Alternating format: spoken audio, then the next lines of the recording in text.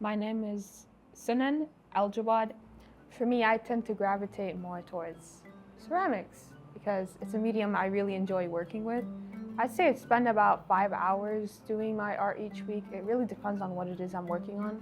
If I am glazing my ceramics piece, that will take me a little bit longer. I'll stay after school, maybe a couple hours, just make sure it's done. I really enjoy working with my hands. It's just something I can feel, I can manipulate it, I can make it however I want it to be. Because it's a 3D form, I don't have to worry about the light or the shadows or anything because it's right there. I tend to gravitate more towards a daily life theme. I like to make things that are functional, useful. I like things to have purpose. I don't really have any artists that inspire me per se. It just kind of runs in the family. My aunt was the senior artist in her year, so I've always been encouraged to do art, no matter what it is. This owl is the bane of my existence.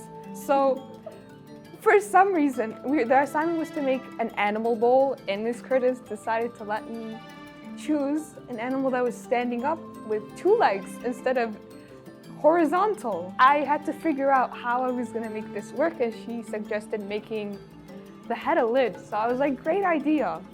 I was almost done with the head, and what happens, I forget, and I lift it up and the head flies off and smashes half the face. So I had to redo the face. I was very distraught. It gets fired, it's fine, whatever. I start glazing it. The glaze I want to use, for some reason, it's not sticking.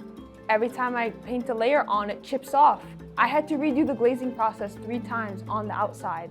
It finally gets to a decent point.